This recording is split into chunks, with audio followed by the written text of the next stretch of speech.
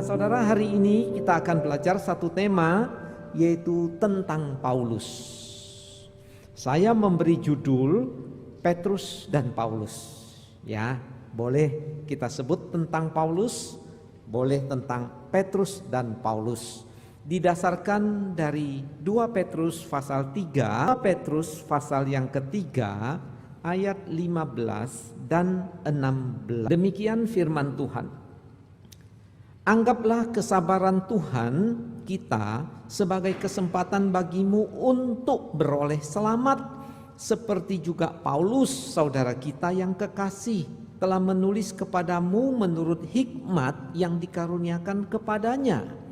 Hal itu dibuatnya dalam semua suratnya apabila ia berbicara tentang perkara-perkara ini. Dalam surat-suratnya itu ada hal-hal yang sukar dipahami, sehingga orang-orang yang tidak memahaminya dan yang tidak teguh imannya memutarbalikkannya menjadi kebinasan mereka sendiri, sama seperti yang juga mereka buat dengan tulisan-tulisan yang lain.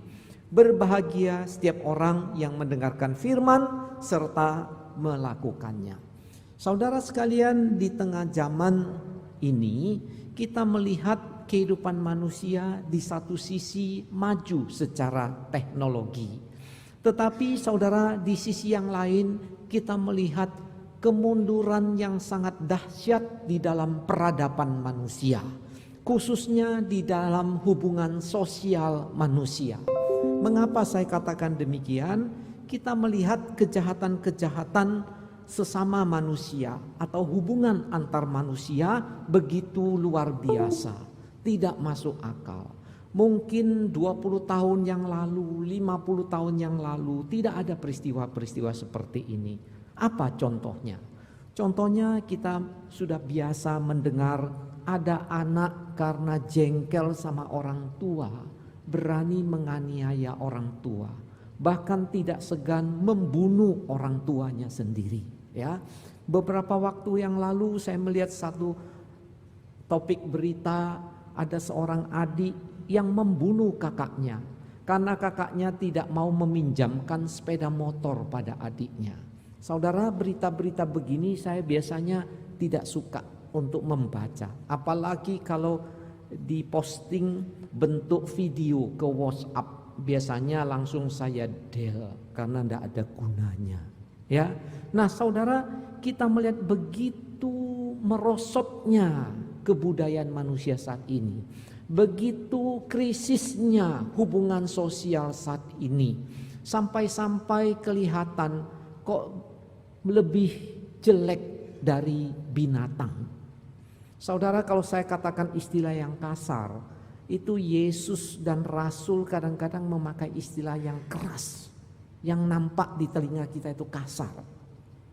Paulus katakan dalam 2 Timotius, situasi zaman ini itu kesetanan. Jadi kita melihat begitu luar biasa.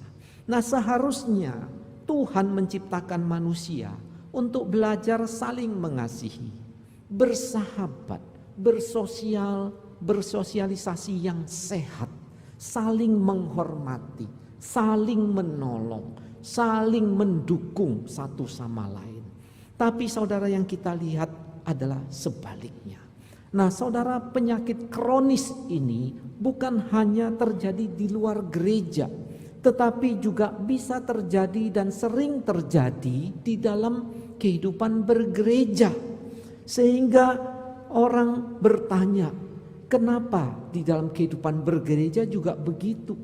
Nah saudara, persoalannya adalah baik di luar gereja maupun dalam gereja adalah orang-orang berdosa, orang-orang yang sama penduduk dunia ini.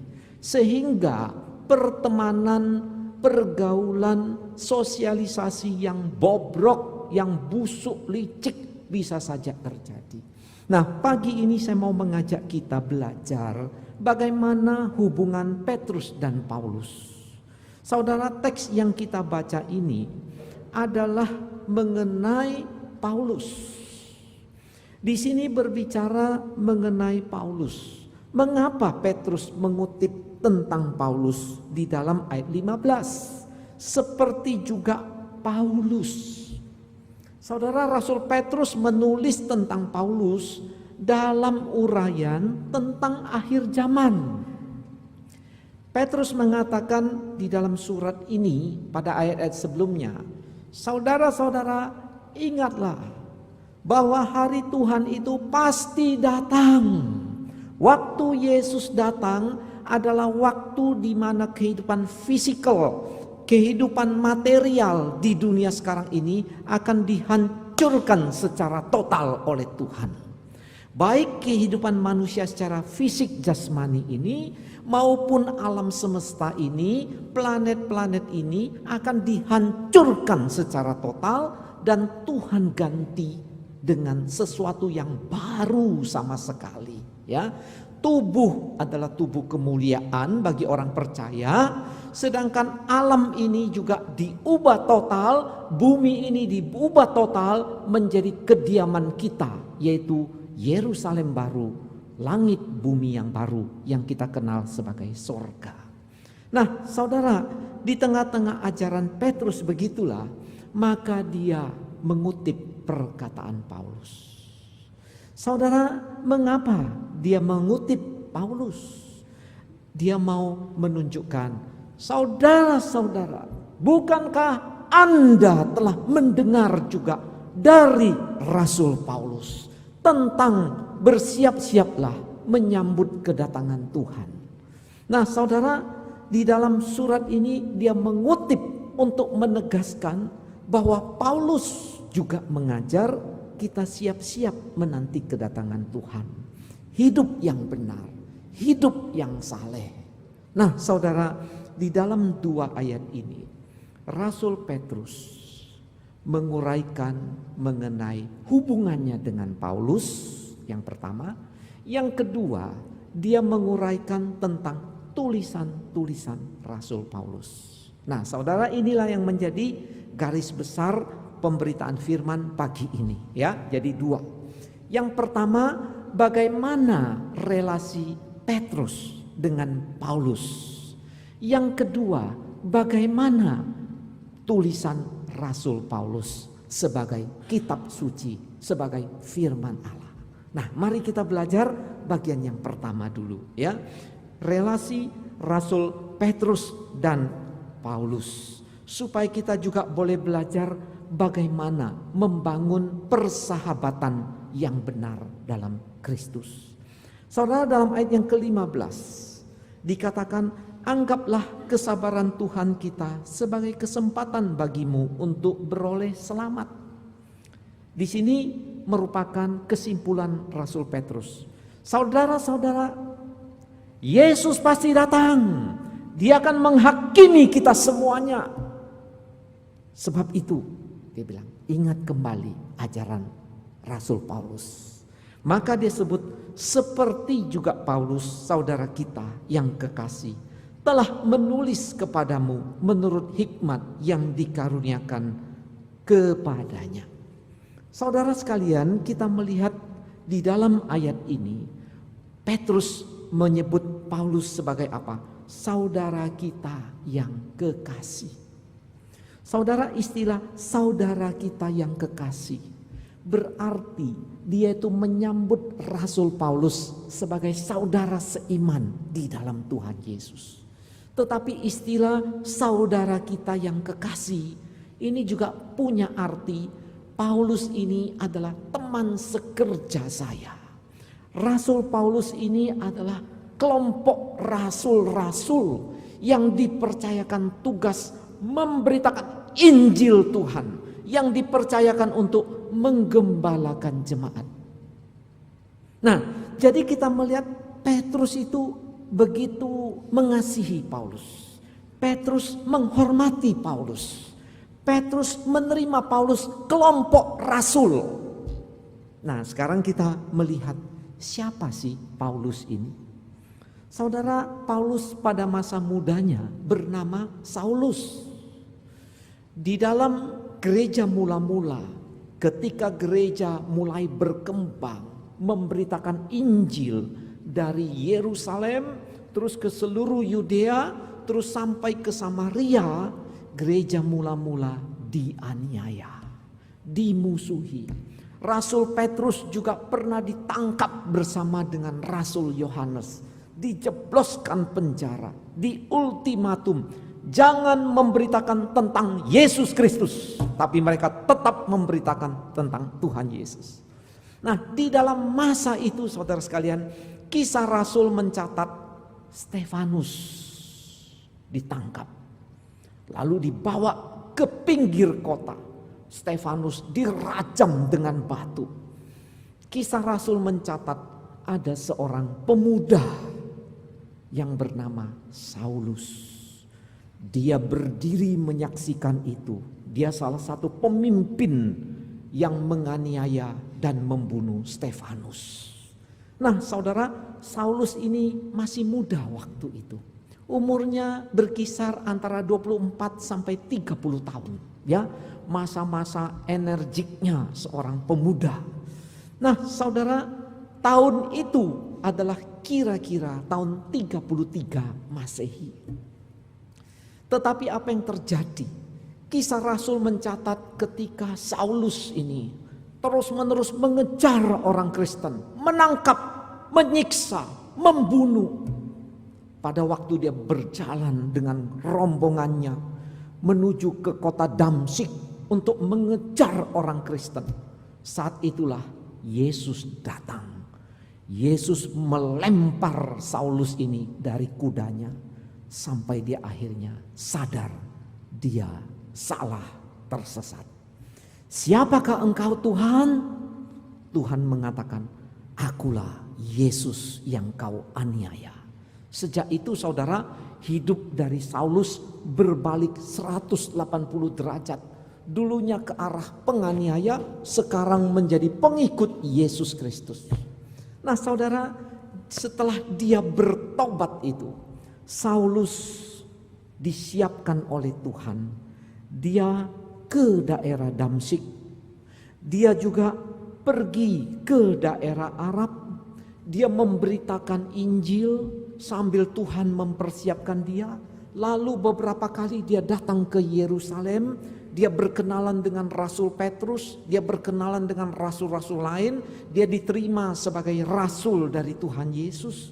Nah saudara, setelah 14 tahun dia bertobat, jadi kira-kira tahun 47-48 Masehi, dia ditugaskan untuk memberitakan Injil berkeliling di daerah Asia kecil, daerah Turki zaman sekarang bersama dengan Barnabas. Nah saudara, pada waktu perjalanan penginjilan yang pertama ini, Paulus yang dulunya bernama Saulus, dia melihat Petrus munafik. Saudara, bagaimana Petrus munafik? Di dalam kesepakatan sidang gereja di Yerusalem, keselamatan hanya di dalam Yesus. Tidak boleh ditambah dengan sunat, tidak boleh ditambah dengan tradisi orang Yahudi. Cukup beriman kepada Yesus. Nah, ini kesepakatan gereja mula-mula.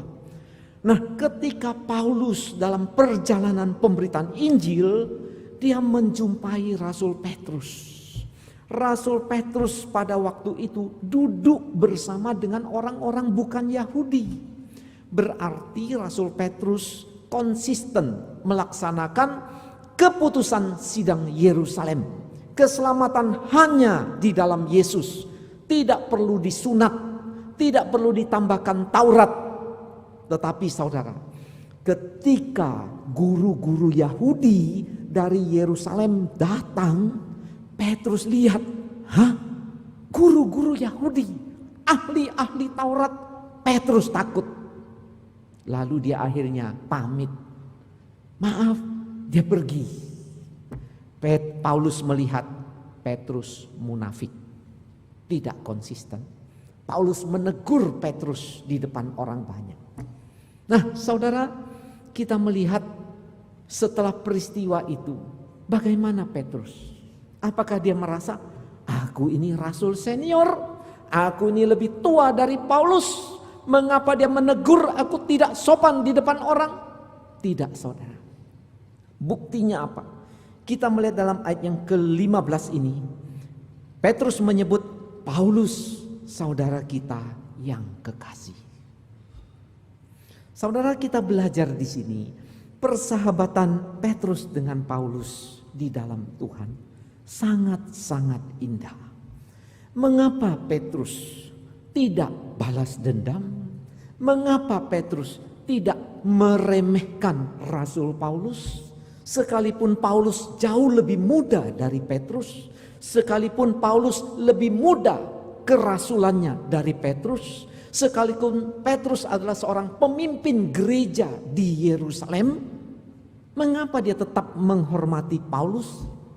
Saudara, kita melihat karena dalam persahabatan mereka ada Tuhan di tengah-tengahnya.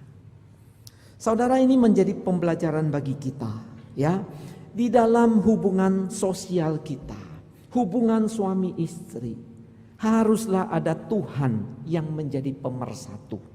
Haruslah ada Tuhan yang kita hormati bersama. Kalau istri tidak takut Tuhan, maka istri juga tidak akan menghormati suami.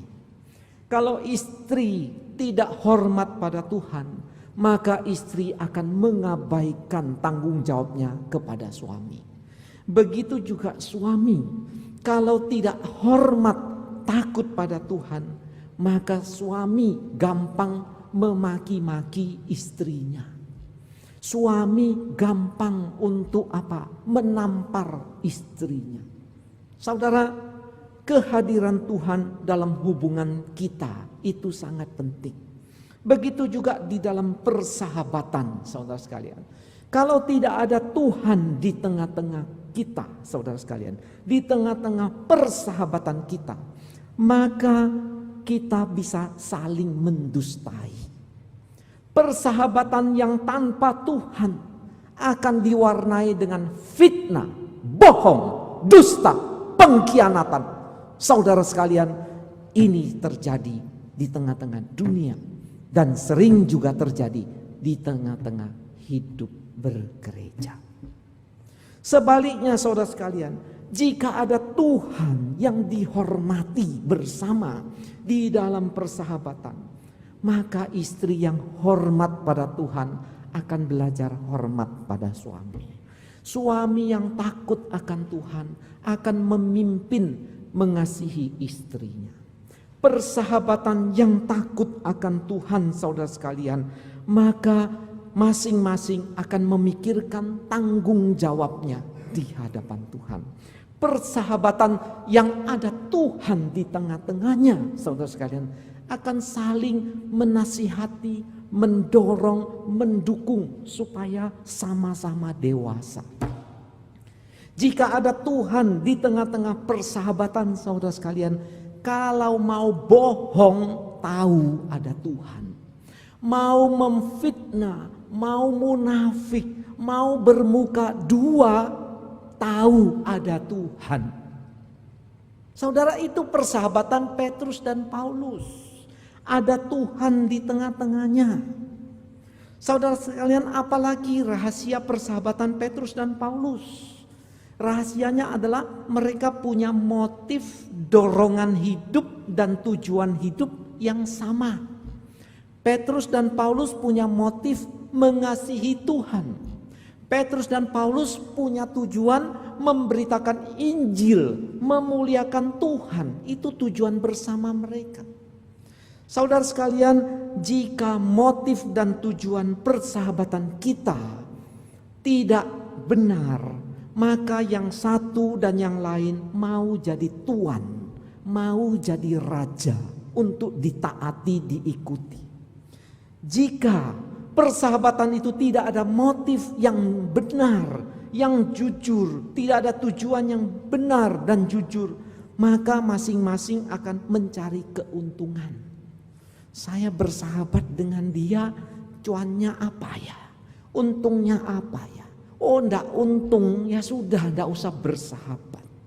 Saya bersahabat dengan dia, kepentingannya apa? Oh, saya punya kepentingan bisnis. Saya punya kepentingan mendapat dukungan. Saya punya kepentingan mendapat popularitas. Saudara, ini persahabatan yang licik, curang, dan memuakkan. Saudara sekalian, kita seharusnya tidak boleh bersahabat dengan motif tujuan yang jahat. Persahabatan dengan motif dan tujuan yang benar akhirnya membangun komunikasi yang terbuka, komunikasi yang bebas. Tidak ada rasa curiga. Dia pakai trik apa lagi ya? Dia punya motif apa lagi? Persahabatan yang benar, dorongan dan motif yang benar membangun komunikasi yang terbuka, yang jujur, yang penuh sukacita, yang ada trust, percaya bahwa apa yang saya percayakan pada dia tidak akan dia salah gunakan untuk menghantam saya. Itu persahabatan dalam motif dan tujuan yang benar. Persahabatan dengan motif dan tujuan yang benar itu, saudara, akan bertahan. Waktu berlalu, tahun berlalu, tetap persahabatan itu bersifat awet. Wah, saya ada masalah. Coba beritahu pada teman saya, dukung dalam doa. Tapi kalau motif dan tujuan persahabatan sudah bengkok, saudara sekalian, persahabatan itu tidak akan bertahan lama. Persahabatan Petrus dan Paulus, saudara sekalian, penuh dengan ketulusan dan kebenaran. Petrus tidak merasa, kamu pernah menegur saya, sekarang saya balas untuk bagaimana meremehkan kamu. Lalu ajak orang lain membusuk-busukkan nama Paulus. Itu persahabatan yang busuk dan licik, saudara sekalian. Petrus tidak melakukan itu. Petrus bersahabat dengan tulus, tidak ada maksud-maksud tersembunyi. Dia tidak hitung-hitungan, ya. Karena apa? Persahabatannya tulus. Persahabatan yang benar, sehingga Petrus merasa aman terhadap Paulus. Dia tahu Paulus pernah menegur dia bukan untuk menghancurkan dia, tapi karena dia memang salah. Saudara, kadang-kadang di dalam persahabatan Kristen itu tidak berani memberi nasihat yang benar. Seharusnya kalau ada teman kita yang salah, bukan didukung. Ya benar, aku dukung kamu untuk gebuk orang itu. Itu persahabatan yang bahaya, saudara. Jika Anda melakukan bertobat.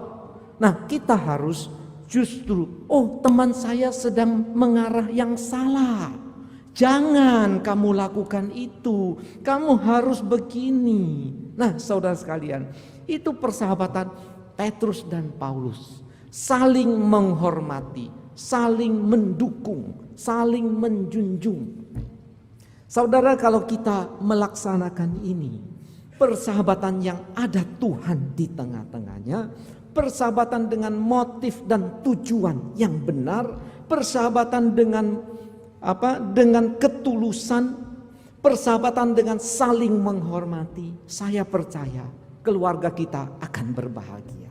Saya percaya kehidupan bergereja akan damai dan bisa memajukan gereja Tuhan. Nah, saudara, itu pelajaran yang kita dapatkan dari bagian pertama, relasi Petrus dan Paulus. Yang kedua, sekarang kita belajar Petrus dan tulisan Paulus. Saudara, di dalam ayat yang ke-15 bagian terakhir, Rasul Petrus mengatakan, seperti juga Paulus, saudara kita yang kekasih, telah menulis kepadamu menurut hikmat yang dikaruniakan kepadanya. Ketika Paulus menulis menurut hikmat yang dikaruniakan kepadanya, di dalam bahasa Yunani, saudara sekalian, itu bentuk pasif. Jadi ayat terakhir ini, bagian terakhir ayat 15 ini mengatakan bahwa Paulus telah menulis surat kepada jemaat mula-mula berdasarkan hikmat, bukan dari diri Paulus, bukan dari pendidikan tingginya, tetapi dari Tuhan sendiri. Saudara, ini sama dengan yang Petrus akui terhadap dirinya. Ini sama juga dengan Paulus sering sekali mengatakan karena kasih karunia. Karena kasih karunia yang diberikan kepada dia. Maka Paulus bisa menulis kitab suci itu karena hikmat dari Tuhan. Karena pimpinan dari Tuhan. Lalu kita belajar dari ayat yang ke-16 saudara sekalian, bahwa surat Paulus itu sudah dikenal oleh gereja mula-mula, ya, ayat 15. Seperti juga Paulus saudara kita yang kekasih telah menulis kepadamu. Berarti surat-surat Paulus ini saudara sekalian yang ditulis pada waktu itu juga sudah diterima oleh gereja yang menerima surat 2 Petrus. Nah, surat apa saudara? Kemungkinan surat yang diterima oleh jemaat yang menerima 2 Petrus ini, surat Efesus, surat Galatia, surat Kolose, mereka sudah menerima, membaca surat Rasul Paulus yang memberitahukan tentang bersiap-siap atas kedatangan Tuhan. Lalu kita melihat saudara sekalian dalam ayat yang ke-15 ini, Rasul Petrus katakan seperti juga Paulus. Berarti Rasul Petrus menyamakan, menyetarakan suratnya dengan surat Rasul Paulus. Surat Paulus, surat saya. Ini setara, memberi nasihat kepada kalian, jemaat Kristen. Lalu saudara sekalian, surat Petrus, surat Paulus ini setara dengan apa? Ayat 16 bagian terakhir. Sama seperti yang juga mereka buat dengan tulisan-tulisan yang lain. Nah, tulisan-tulisan yang lain yang dimaksud di sini adalah kitab suci. Kitab suci yang lain. Yang lain yang mana? Perjanjian lama. Jadi saudara sekalian, Rasul Petrus mengatakan suratnya, surat Paulus dan surat-surat perjanjian lama itu adalah setara firman Allah.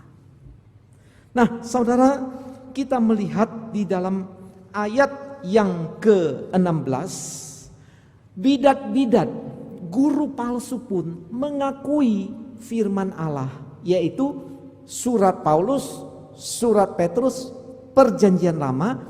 Tapi guru palsu ini memanfaatkan, memutarbalikkannya, memelintir ajaran Alkitab untuk kepentingan guru palsu. Nah, itu yang disebut dalam ayat yang ke-16 bagian B. Dalam surat-suratnya itu ada hal yang sukar dipahami.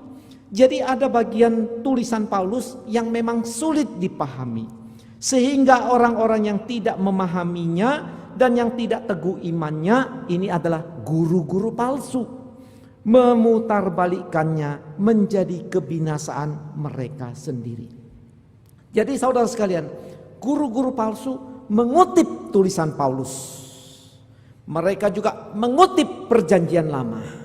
Untuk apa? Mendukung ajaran mereka. Untuk dipelintir demi manfaat mereka. Nah saudara, ini adalah kebiasaan guru palsu, kebiasaan ajaran sesat. Ya, misalnya saksi Yehova, Yohanes 1 ayat 1 dipelintir sedemikian rupa, mereka sebut firman itu, Yesus itu firman sebagai apa? Firman kecil, sebagai Tuhan, tapi bukan Tuhan pencipta, sebagai manusia atau ciptaan pertama. Itu kebiasaan guru palsu dari zaman dulu. Kutip firman Tuhan tapi diputar balik untuk kepentingan mereka. Begitu juga misalnya pemimpin kaum Mormon, penyesat Mormon. Pemimpinnya mengutip, lihat riwayat Abraham, lihat riwayat Daud, punya istri banyak kan? Berarti tidak apa-apa punya banyak istri. Saudara, selalu sifatnya guru palsu begitu. Nah, kemungkinan besar jemaat yang menerima guru palsu yang pada zaman Rasul Petrus ini, mereka juga putar balik ajaran Paulus. Paulus katakan kita adalah orang merdeka. Lalu guru palsu mengatakan kita akan merdeka. Kalau begitu merdeka berbuat dosa, mengikuti hawa nafsu jahat kita, mengikuti apa kemauan kita, ikuti saja. Nah, mereka putar balik. Padahal maksud Paulus merdeka dari apa? Dosa, karena sudah ditebus. Merdeka dari Taurat karena apa? Karena Yesus sudah menanggung hukum Taurat. Tetapi bagi mereka merdeka dalam arti apa? Berbuat dosa. Bagi Paulus merdeka dari dosa dan hukumannya untuk apa?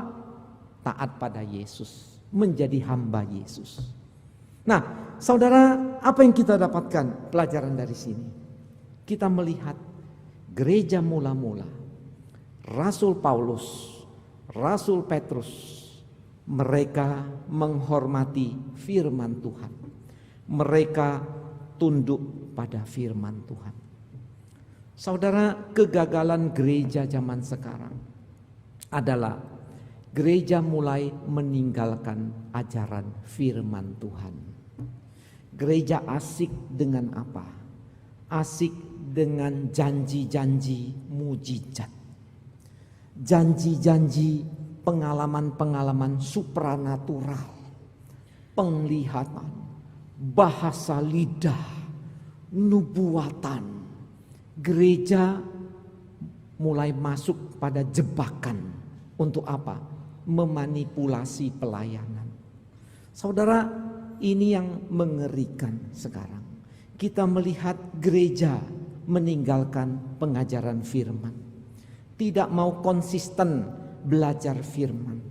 Tidak mau konsisten mengajarkan firman. Bagaimana gereja bisa maju? Bagaimana gereja bisa bertahan di tengah zaman? Kalau gereja cuma pikir bagaimana kita mendapatkan dana yang besar. Saudara, gereja selalu membutuhkan dana bagi pelayanan. Tapi menjadi salah kalau gereja memikirkan untuk cuma mengumpulkan dana, untuk memperkaya orang-orang di dalamnya. Tapi kalau dana itu memang dikelola dengan benar, tidak ada salahnya. Nah, saudara, kita melihat, mari kita belajar untuk apa? Menghormati Tuhan, menghormati firman-Nya. Kemarin saya ada berbicara dengan seorang Kristen, saudara. Dulu dia bergereja pada gereja yang lebih suka mengadakan acara ini, acara itu, cuma bersenang-senang dan seterusnya. Tidak pernah mengajarkan firman Tuhan dengan benar. Bahkan saya tahu memang gereja itu baru-baru ini mengadakan retreat. Hamba Tuhan yang menjadi pembicara termasuk yang punya teologi liberal. Sampai akhirnya saya menasihati hamba Tuhannya. Kamu tidak salah, undang hamba Tuhan itu. Itu teologinya liberal. Tidak percaya Yesus itu sebagai Tuhan satu-satunya juru selamat. Gak percaya Alkitab firman Tuhan. Saya nasihati, hati-hati, jangan undang hamba-hamba Tuhan yang begitu, bahaya. Nanti jemaatmu mau jadi apa? Nah, saudara sekalian, orang Kristen ini bilang, dia bersyukur tidak lagi di gereja yang begitu. Dia sudah bertahun-tahun di gereja yang bertekun, ya, dalam pengajaran firman, dalam khotbah-khotbah yang konsisten dengan firman Tuhan.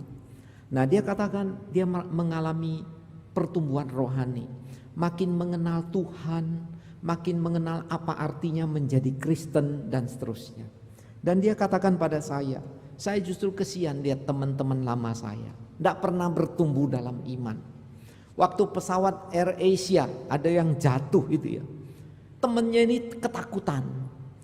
Beberapa hari berikutnya akan juga ke luar negeri, dia sudah pesan tiket AirAsia. Dia mau batalkan karena dengar AirAsia ada yang tenggelam masuk ke laut, mau dia batalkan. Akhirnya orang Kristen ini menasihati orang itu. Kenapa kamu batalkan? Umur kita ini itu tergantung Tuhan. Kalau Tuhan bilang mati ya mati. Kalau Tuhan bilang belum waktunya mati, ya nggak mati. Akhirnya dia sadar, oh iya ya, nggak jadi, batalkan. Lalu ada lagi temannya yang lama yang tidak bertumbuh dalam firman, mengalami sakit itu, selalu mengeluh, sakit ini, sakit itu, selalu mengeluh, sampai dia merasa kok kesel melihat dia ya. Ya sudahlah, pasrah sama Tuhan, ada rencana Tuhan. Nah saudara, dia mengatakan, dia mengalami itu bukan karena apa-apa, tapi karena firman Tuhan yang diajarkan, yang dia terima, itu memberi kekuatan, mendewasakan iman. Nah karena itu saudara sekalian, mari kita belajar menghormati Tuhan, mencintai firman. Kita menempatkan diri kita itu di bawah kedaulatan firman, di bawah otoritas firman. Karena itu saudara sekalian, firman Tuhan itu bukan untuk kita tahu banyak, kita hafal banyak, lalu ayat-ayat firman Tuhan untuk berdebat, untuk menyerang orang lain. Bukan itu. Firman Tuhan itu adalah untuk kita dengar di dalam ketenangan hati dan pikiran. Firman ini benar, diberitakan benar, ya saya terima. Firman itu biarlah kita masukkan dalam hati kita. Itu namanya internalisasi, ya. Kita memasukkan, mempersilakan firman. Kita merenungkan firman itu. Kita mengaitkan dengan kehidupan kita pribadi. Kita mengaitkan dengan kehidupan keluarga kita. Kita mengaitkan dengan kehidupan pelayanan kita. Kita kaitkan dengan kehidupan berbisnis kita dan seterusnya. Kita coba merenungkan, iya Tuhan, di mana Tuhan berbicara kepada kita, kita mendengar, kita menyambutnya. Karena itu saudara sekalian, di dalam khotbah-khotbah saya sering memperhatikan, kalau kita diinterupsi ketika buka gadget gitu ya, firman Tuhan itu sudah tidak bisa dicerna dengan baik, ya. Karena itu waktu kita beribadah, waktu kita membaca firman di rumah, biarlah kita memberi perhatian, membuka hati kita. Apa yang firman Tuhan itu katakan, kita berkomunikasi dengan Tuhan. Nah itu adalah proses bertumbuh dalam iman. Ketika kita memberi komitmen, ya Tuhan, saya sudah salah, saya mau kembali. Ya Tuhan, berarti selama ini konsep yang saya terima itu keliru. Saya mau kembali ke jalan yang benar. Ya Tuhan, selama ini saya mengandalkan kekuatan saya. Saya tidak bergantung kepada Engkau. Saya dengan alasan sibuk, tidak punya waktu. Akhirnya saya menghadapi kesulitan-kesulitan. Nah saudara, itu namanya sikap yang responsif. Ketika kita memberi sikap yang responsif, kita mengambil keputusan-keputusan. Nah saat itulah saudara bertumbuh dalam iman. Tetapi kalau kita membaca firman, kita mendengar firman cuma sekedar, pokoknya memenuhi syarat. Hari ini saya sudah baca, pokoknya saya sudah beribadah, ya, sudah mendengar firman. Oh pengkhotbahnya lucu, menarik. Oh pengkhotbahnya ramah, menarik. Oh pengkhotbahnya monoton, tidak menarik. Saudara tidak pernah bertumbuh dalam iman. Jadi kita bisa bertumbuh dalam iman kalau kita berespon dengan firman. Kita berkomunikasi dengan firman. Maka saudara, ketika kita bersaat hening setelah firman disampaikan, itu adalah saat kita refleksikan diri. Kita berdoa, kita memberi respon, kita menyerahkan diri kita kepada Tuhan. Nah kalau itu kita lakukan tiap hari saudara, kita lakukan terus menerus, Tuhan akan memberkati saudara. Tuhan akan mempertumbuhkan iman saudara. Itu cara Tuhan bekerja. Sama saudara sekalian, kalau kita mau sehat, caranya apa? Rutin. Rutin apa? Rutin makan sehat. Rutin istirahat yang cukup. Rutin untuk apa? Olahraga. Ya. Nah, itu adalah jalan untuk sehat. Tapi kalau mau jalan pintas, cepat-cepat sehat, ada juga saudara. Cepat-cepat semangat, ya pakai sabu-sabu, betul enggak ya? Pakai narkoba, cepat, semangat. Tapi begitu ya cepat juga akhirnya ya masuk rumah sakit. Nah, jalan sehat itu adalah rutin, konsisten dengan firman, berinteraksi dengan firman. Itu jalan menuju kedewasaan. Nah, kiranya Tuhan memberkati kita melalui firman pada hari ini. Mari kita membangun persahabatan yang benar di dalam Tuhan. Yang kedua, mari kita belajar untuk selalu menundukkan diri di bawah otoritas firman Tuhan. Mari kita mengambil saat hening, kita berdoa kepada Tuhan secara pribadi.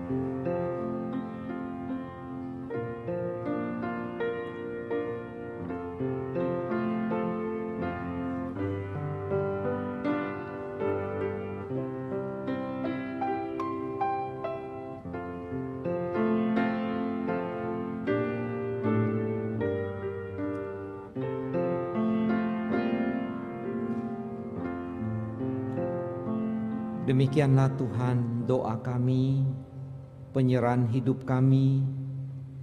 Engkau menolong kami untuk membangun persahabatan yang benar di dalam Engkau.